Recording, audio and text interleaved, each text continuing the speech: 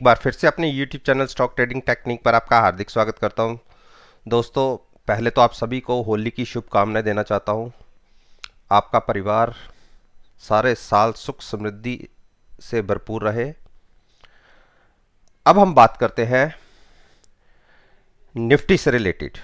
देखिए, अगर हम फ्राइडे सेशन की बात करें तो अच्छा पॉजिटिव साइड पर सेशन क्लोज हुआ, लेकिन अगर आप SGX निफ्टी को देखेंगे और अगर आप फ्राइडे की क्लोजिंग SGX निफ्टी की देखेंगे तो जहां इंडियन मार्केट्स क्लोज हुई वहां से भी तकरीबन 150 से पौने 200 पॉइंट ऊपर हायर साइड पर क्लोजिंग मिली। जिस टाइम मैं वीडियो मंडे को तकरीबन 9 सवा 9 बजे रिकॉर्ड कर रहा हूं, उस टाइम जो SGX निफ्टी है वो 14,750 के आसपास ट्रेड कर रही है। और अगर मैं चार्ट्स के ऊपर आपको कुछ दिखाऊं तो देखिए, इसने जो 9 डेज मूविंग एवरेज थी 14,700, इंट्राडे में इसने इसको भी होल्ड किया। 14,695 के आसपास का लो लगा और वहां से फिर हायर साइड के ऊपर ट्रेडिंग मिल रही है। देखिए, हमारे यहां ट्यूसडे को सेशन ओपन होगा और उस केस में 14,800 ऊपर एक बड़ी रेजिस्टेंस है और नीचे 14,700 एक स्ट्रॉन्ग सपोर्ट है। मुझे लगता है कि हम 800 के आसपास ओपन हो सकते हैं और अगर 800 के ऊपर हमें ट्रेडिंग मिली तो हमें 14875 पर एक बड़ी रेजिस्टेंस देखने को मिलेगी। फिलहाल के लिए ट्यूसडे के लिए दो टारगेट अपसाइड के रहेंगे। अगर किसी कारण से बाइंग अच्छी दिख सकती है तो 14,875 के ऊपर अगर क्लोजिंग दिखती है तो अपनी शॉर्ट पोजीशन से एग्जिट हो जाइएगा और नीचे 14,700 के नीचे क्लोजिंग मिलती है तो शॉर्ट पोजीशन क्रिएट की जा सकती है। लेकिन दोनों ही ट्रेड्स के अंदर फ्यूचर्स में ट्रेड बनेंगे और हेजिंग के लिए हमें एट द मनी कॉल या पुट बाय करनी होगी।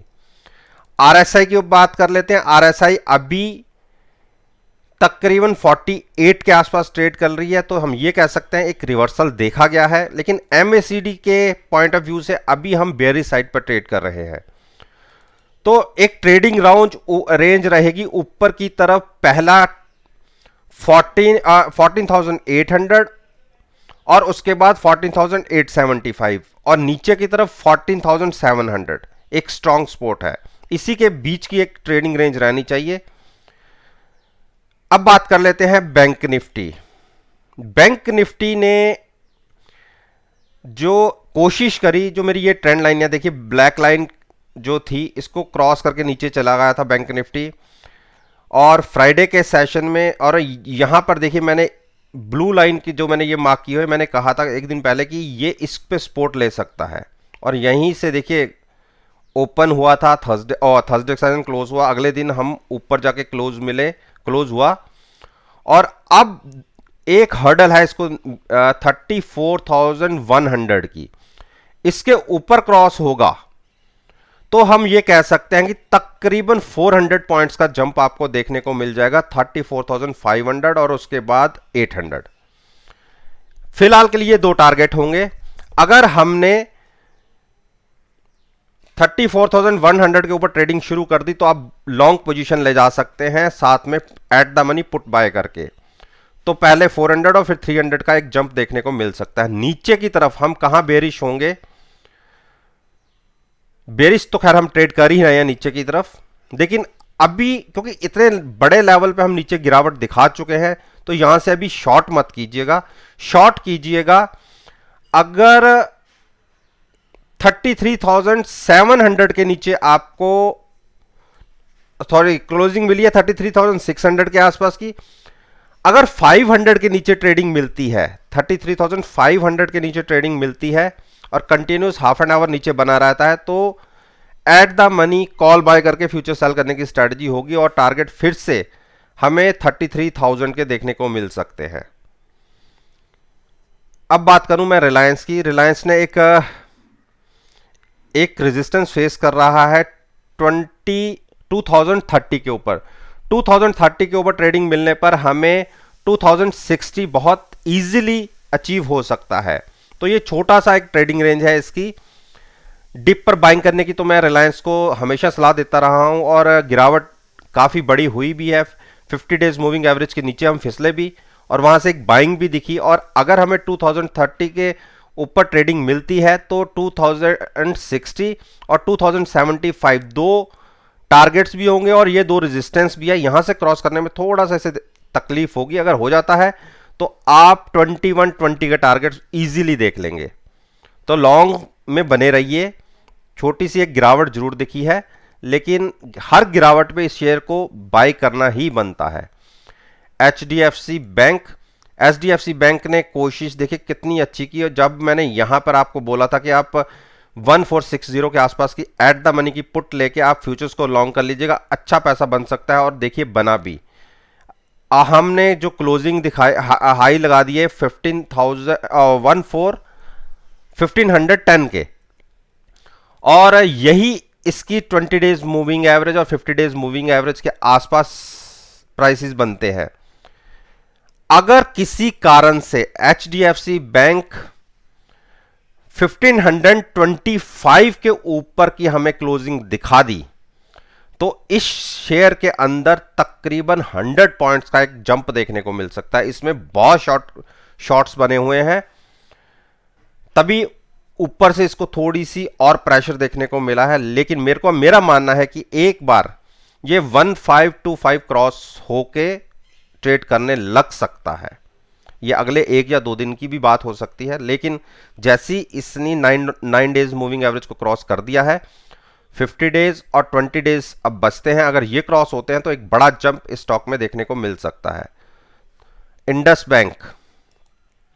इंडस बैंक में अभी बाइंग मत कीजिए, बाइंग इसको करिएगा अगर ये 995 के ऊपर क्लोजिंग देता है तो आप लॉन्ग में ले जा सकते हैं 1025 के टारगेट के लिए। थोड़ा सा वेट कर लीजिए, और शॉर्ट बनेगी इसमें अब जहां पे ये ट्रेड कर रहा है वहां से 40 पॉइंट्स नीचे जाके, तो यहां पे शॉर्ट भी नहीं करनी।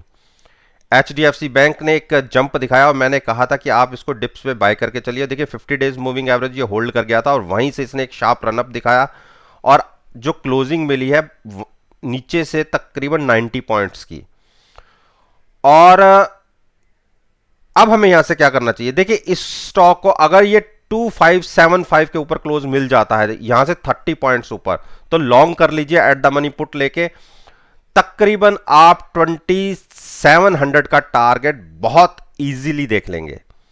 तो 150 पॉइंट्स के आसपास का एक रनअप देखने को मिल सकता है अगर ये 2575 के ऊपर ट्रेडिंग करने लगता है। तो आप उस तरीके से उस तरफ को ट्रेड ले सकते हैं जब हमारा प्राइसेस आ जाए।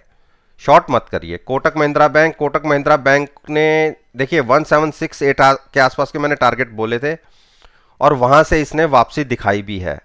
लेकिन अगर किसी कारण से ये 1768 के नीचे क्लोज दे दिया तो इस स्टॉक में बहुत बड़ी गिरावट आ सकती है, तकरीबन 200 पॉइंट्स की, जिसकी पॉसिबिलिटी फिलहाल कम है। अगर ये 1825 के ऊपर ट्रेडिंग करना शुरू कर दिया, देखिए क्लोजिंग मिली है 1785 की, यहां से 40 पॉइंट्स ऊपर अगर इसने ट्रेडिंग करनी शुरू कर दी तो 1875 बहुत स्पीड से जाएगा 50 पॉइंट्स, और 1875 के ऊपर की क्लोजिंग तो समझ लीजिए फिर 2000 का रनअप 2000 की तरफ ट्रेड होना शुरू होगा। तो बाइंग करनी हो तो 1825 के ऊपर ट्रेडिंग मिलने पर ही कीजिएगा। अगर लगातार हाफ एंड ओवर ऊपर बना रहता है तो at the money put buy करके फ्यूचर्स को लॉन्ग कीजिए, तब तक वेट कीजिए। हाँ, इतने नीचे के लेवल्स पे शॉर्ट मत कीजिए। शॉर्ट करनी हो तो 1768 के नीचे क्लोजिंग मिलने पे शॉर्ट कीजिएगा, at the money call buy करके फ्यूचर्स को सेल कीजिएगा। आईसीआईसीआई बैंक में अब थोड़ा सा रिवर्सल दिखा है, और हमारी पुरानी पोजीशन जो हमने शिफ्ट किया पुट के अंदर प्रॉफिट लेके, वो हमारी अभी तक कंटिन्यू है। हमने पुटें नीचे की बाय की हैं, और जिसने न्यू ट्रेड लेना है, देखिए 9 डेज मूविंग एवरेज के ऊपर हमने ट्रेड करना शुरू कर दिया है 585 83 के आसपास।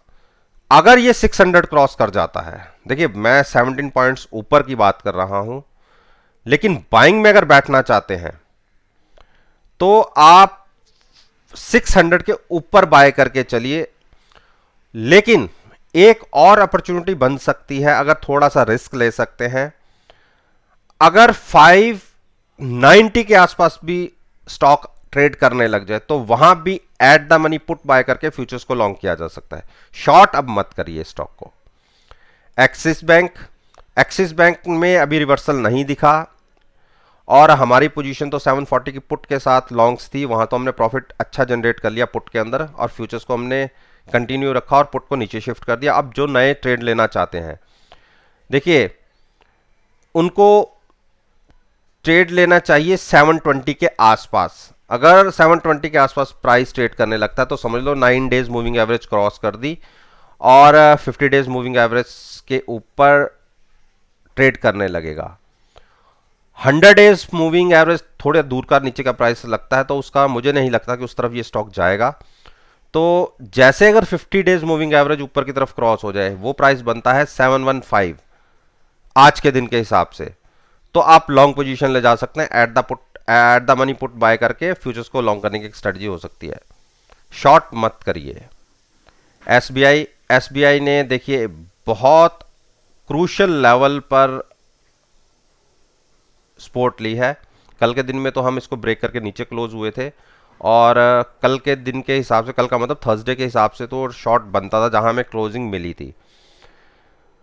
अब क्लोजिंग मिली है 9 डेज मूविंग एवरेज और 50 डेज मूविंग एवरेज के बीच में, तो एक क्रूशियल प्राइस। अब यहां से जिन्होंने पोजीशन लंबी कैरी करना चाहते हैं, रिस्की ट्रेड होगा, लंबी पोजीशन कैरी करना चाहते हैं तो वो 358 के आसपास की, 360 की क्लोजिंग मिली है या 355 के आसपास की पुट बाय करके लॉन्ग ले जा सकते हैं। लेकिन रिस्की ट्रेड होगा, against the market, against the trend हम ट्रेड कर रहे हैं। स्टॉक का ट्रेंड वीक है, लेकिन क्योंकि हाई से ये स्टॉक तकरीबन आप ये मान के चलिए 80 to 90% करेक्ट हो चुका है, हमें 20% कम प्राइसेस पे मिल रहा है हाई से।